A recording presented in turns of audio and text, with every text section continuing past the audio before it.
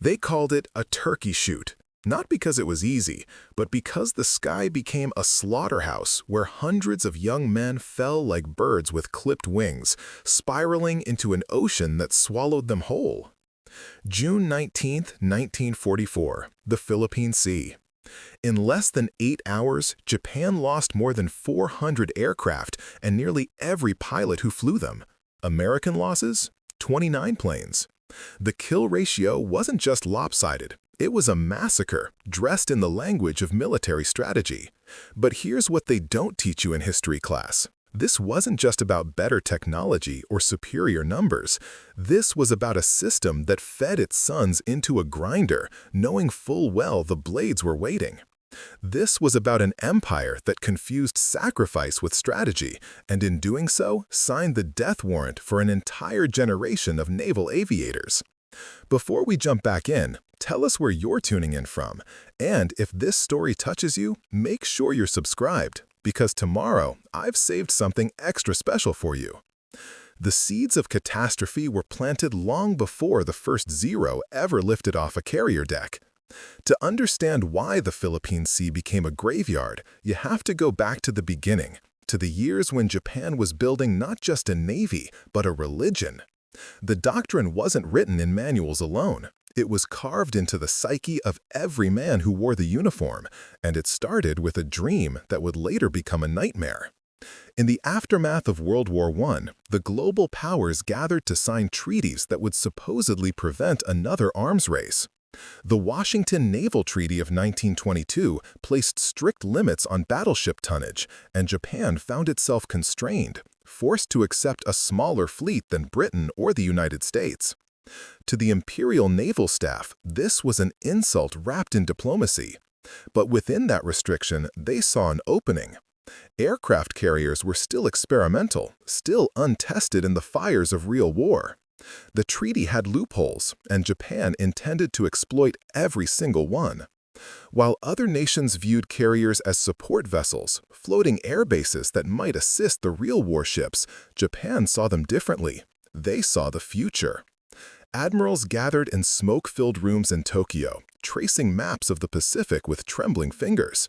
They understood that if war came, Japan could not match the industrial capacity of the United States. They could not win a prolonged conflict. So the only path to victory was speed. A single, devastating blow delivered so swiftly and completely that the enemy would be forced to negotiate before their factories could turn the tide. This was the birth of the decisive battle doctrine, a strategic philosophy that would shape everything that followed. Carriers became the centerpiece of this vision, not as defensive tools, but as offensive weapons capable of striking across vast distances.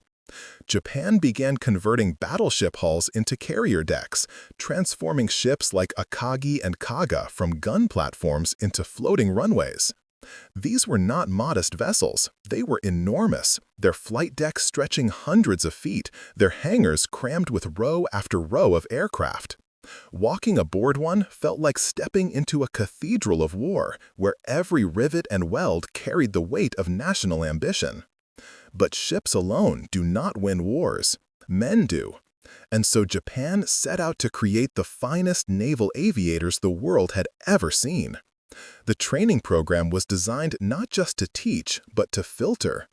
Out of every 100 young men who entered flight school, fewer than half would ever reach a carrier squadron. The rest would wash out, broken by the relentless demands of perfection. Those who survived logged more than 800 hours of flight time before they were considered combat ready. They practiced carrier landings until their hands moved without thought, until the dance between throttle and stick became as natural as breathing. They trained in formation flying, in dive bombing, in torpedo runs that required nerves of steel and timing measured in fractions of a second. These men were told they were the elite. They were told that their skill, their discipline, their willingness to embrace death if necessary made them invincible. Instructors drilled into them the concept of seishin, the fighting spirit. It was more than morale. It was a belief that willpower could transcend physical limitations, that a pilot with the right mindset could overcome any obstacle. This philosophy was intoxicating. It gave young men a sense of purpose, a feeling that they were part of something greater than themselves, but it also planted a dangerous seed. It made them believe that material deficiencies didn't matter, that shortcomings in equipment or logistics could be compensated for by sheer determination. By the late 1930s, Japan's carrier force was the most formidable in the world.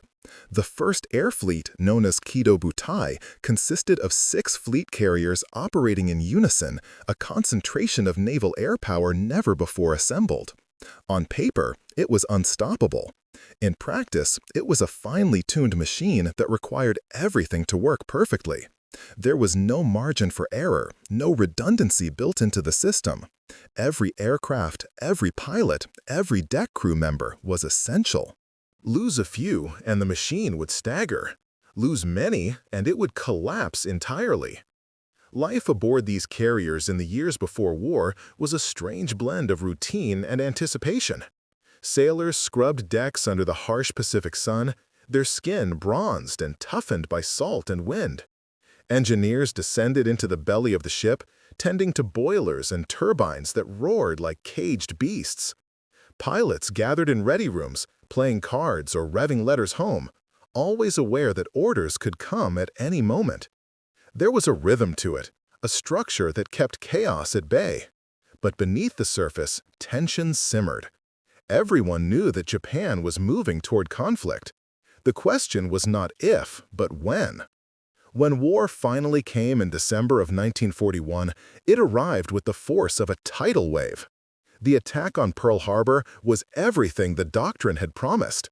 6 carriers launched more than 350 aircraft in coordinated waves, catching the American Pacific Fleet completely off guard. Battleships exploded, airfields burned, and in less than 2 hours, Japan had crippled its greatest rival in the Pacific. The men who flew those missions returned to their carriers as heroes. They were cheered, celebrated, immortalized in propaganda that painted them as invincible warriors. For a brief moment, it seemed as if the gamble had paid off. But victory carried within it the seeds of future defeat. The attack on Pearl Harbor, as devastating as it was, missed the American carriers. They were out at sea, untouched, waiting. And while Japan celebrated, the United States began to mobilize. Factories that had been producing cars and refrigerators retooled for war. Shipyards that had been quiet roared to life, laying down the keels of new carriers at a pace Japan could never hope to match. Flight schools opened across the country, churning out pilots by the thousands. The industrial giant had been wounded, but it was far from dead.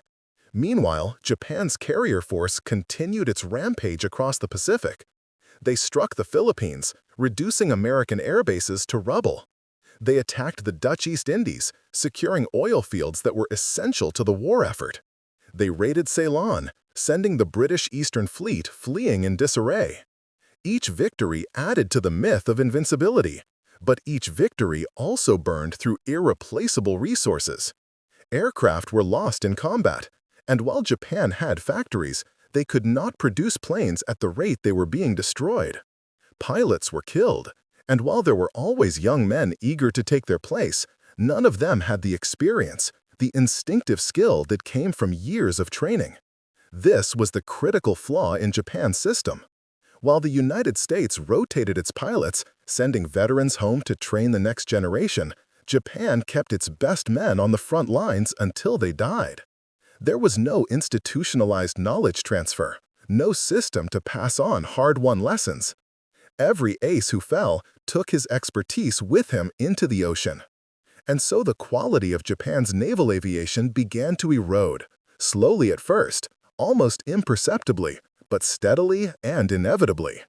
By mid-1942, the men aboard Japan's carriers were still confident, still proud, but some of the older hands had begun to notice troubling signs. Replacement pilots arrived with fewer training hours. Maintenance crews struggled to keep aircraft operational as spare parts became scarce.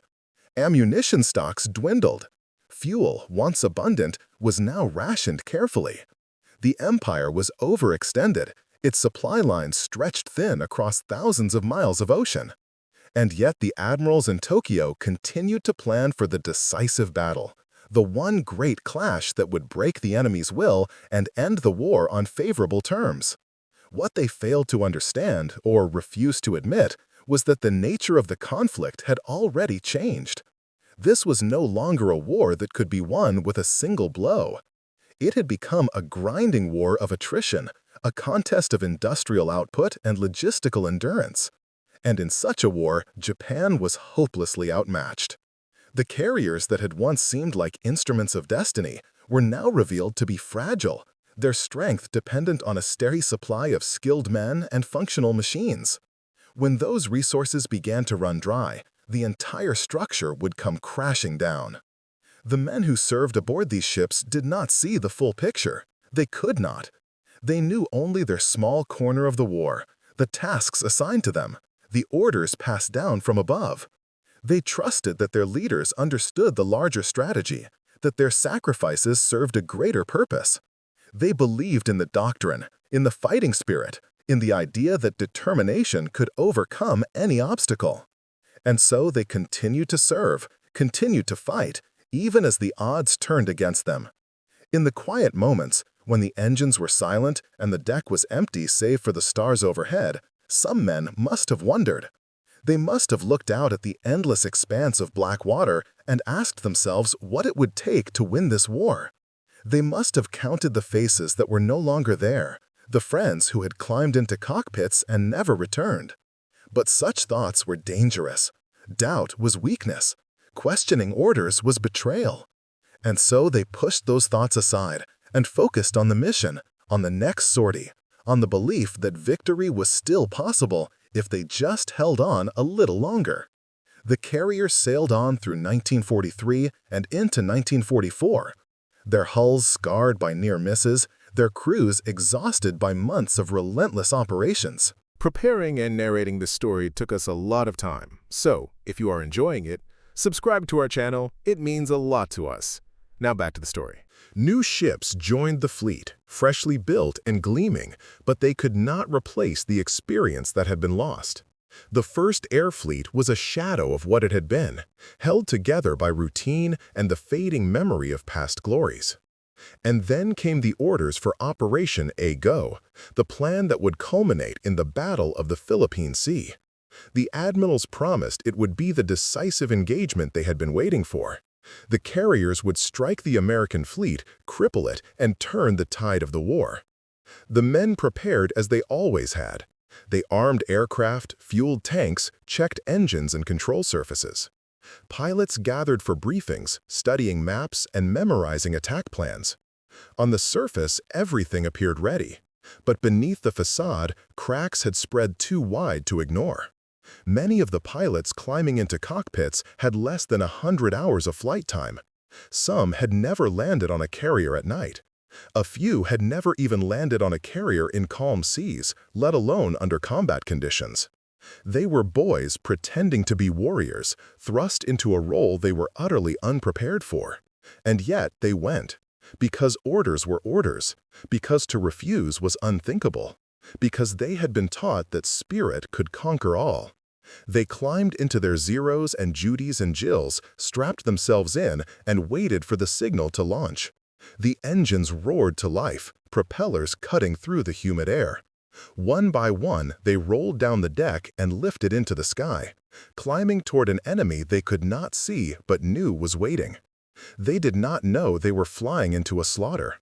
They did not know that by nightfall, most of them would be dead. The stage was set, the players were in position, and the ocean, indifferent and eternal, waited to claim them all. The morning of June 19, 1944, began with false confidence. Aboard the Japanese carriers, sailors moved through their tasks with practiced efficiency, unaware that they were participants in their own funeral. The fleet had departed from its anchorage in the Philippines days earlier, steaming eastward to intercept the American task force that was supporting the invasion of Saipan. Admiral Ozawa commanded 9 carriers, a force that looked impressive on paper but was hollow at its core. The hangars were full of aircraft, but the cockpits held pilots who barely knew how to fly them. Intelligence reports had assured the Japanese commanders that they held certain advantages. Their aircraft had longer range, allowing them to strike first while remaining beyond the reach of American planes. Land-based aircraft from nearby islands would join the attack, overwhelming the enemy with sheer numbers. The plan seemed sound. Launch massive waves, cripple the American carriers, then close in for the kill. It was the decisive battle they had been promised, the clash that would validate years of sacrifice and doctrine. What the admirals did not know, could not have known, was that the Americans were waiting with a trap so perfectly set it seemed almost unfair. Radar had become the invisible eye that saw beyond horizons, detecting incoming aircraft long before they appeared as dots in the sky. Fighter direction officers aboard American carriers watched glowing screens, coordinating defensive patrols with a precision that would have seemed like sorcery just 2 years earlier.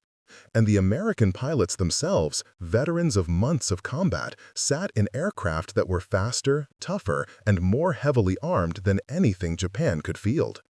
The first wave launched from Japanese carriers just after dawn. More than 60 aircraft climbed into the tropical sky, forming up in loose formations before heading east. The pilots were nervous but determined. Many whispered prayers before takeoff, clutching photographs of family members or small charms given to them by mothers and sisters. They had been told this would be their moment of glory, the battle where they would prove themselves worthy of the legacy left by those who came before. They did not know they were already ghosts. American radar picked them up at 70 miles out. Fighter direction officers calmly vectored intercept groups toward the incoming raid. Hellcats roared off carrier decks, climbing rapidly to meet the threat. The American pilots were relaxed, almost casual. They had done this before. They knew their planes, knew their tactics, knew that the enemy they were about to face was nothing like the skilled aviators who had terrorized the Pacific in the early days of the war.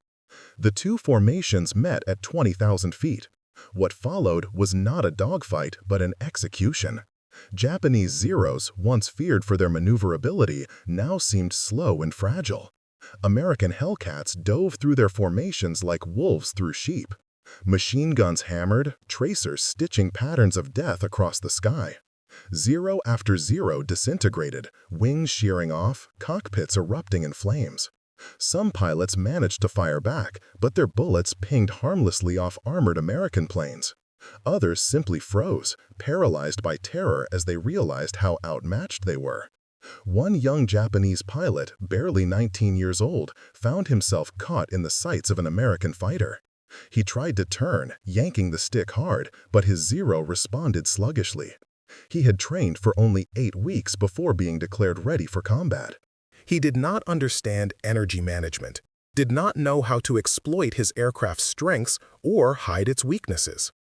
The American behind him was patient, methodical. A short burst and the Zero's engine exploded. The canopy flew off. The pilot tried to bail out, but his straps jammed. He was still struggling when the plane hit the water, disappearing in a column of white foam that collapsed back into the sea as if nothing had happened. This scene repeated itself dozens of times. The sky became a chaos of smoke trails and falling debris. Parachutes bloomed like white flowers, only to drift down into an ocean where rescue was impossible. Some pilots died instantly, their aircraft obliterated by concentrated fire. Others fell in spirals, screaming into their radios, calling for help that would never come. A few made it through the gauntlet, only to face a second wall of anti-aircraft fire from the American fleet below. Destroyers and cruisers opened up with radar-directed guns, filling the air with explosive shells that detonated in black puffs. Planes flew into these clouds and emerged as tumbling wreckage.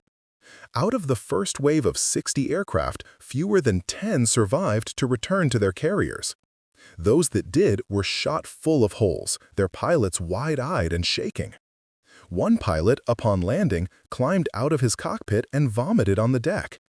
Another sat in his plane for 10 minutes, unable to move, unable to speak, staring at nothing. The deck crews looked at each other in confusion. What had happened out there? Why had so few returned? But there was no time to process the disaster. The second wave was already being prepared for launch. Commanders refused to believe the reports. Surely the pilots were exaggerating. Surely American defenses could not be that effective. Orders were given to arm more planes, to send another strike. The machine ground forward, indifferent to the blood it was about to spill. Wave after wave launched throughout the morning and into the afternoon. Each met the same fate. American fighters tore through them with ruthless efficiency. The kill ratio climbed to absurd levels. For every American plane shot down, a dozen Japanese aircraft fell. Pilots who had trained for months, who had dreamed of becoming aces, died without ever landing a single hit. Their formations broke apart under the onslaught, planes scattering in panic, trying desperately to escape back to their carriers. But the Hellcats pursued relentlessly, chasing stragglers across miles of empty ocean, shooting them down one by one until the fuel gauges forced them to turn back.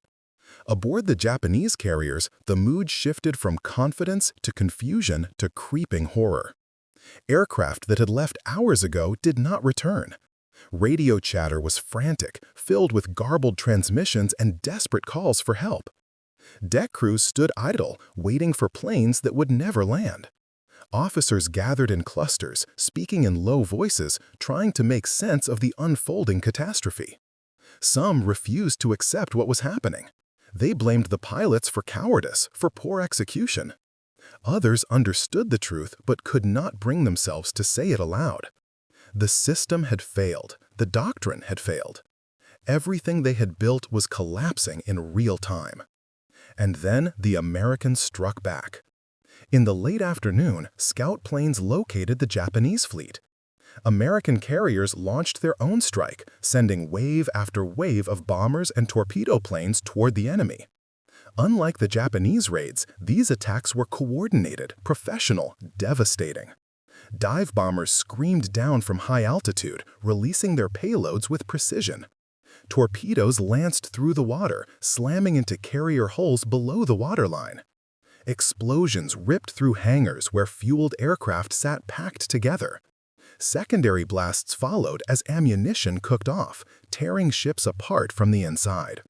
The carrier Hio took 3 torpedoes in quick succession. Her hull buckled, water pouring into compartments faster than pumps could manage. She listed to port, then rolled over completely, her massive flight deck pointing toward the sky before sliding beneath the surface. Hundreds of men were trapped inside, pounding on bulkheads as the ocean swallowed them. Their screams were muffled by steel and water, fading into silence as the ship descended into darkness. Other carriers burned but stayed afloat, their decks transformed into infernos. Sailors fought fires with hoses and buckets, but it was hopeless. The flames fed on aviation fuel, on paint, on wood, on anything combustible. Men jumped overboard to escape the heat, only to find the water coated with burning oil. They thrashed and screamed, their lungs searing as they inhaled superheated air. Some drowned quickly. Others floated for hours, their bodies charred beyond recognition, waiting for death to claim them. By nightfall, the battle was over.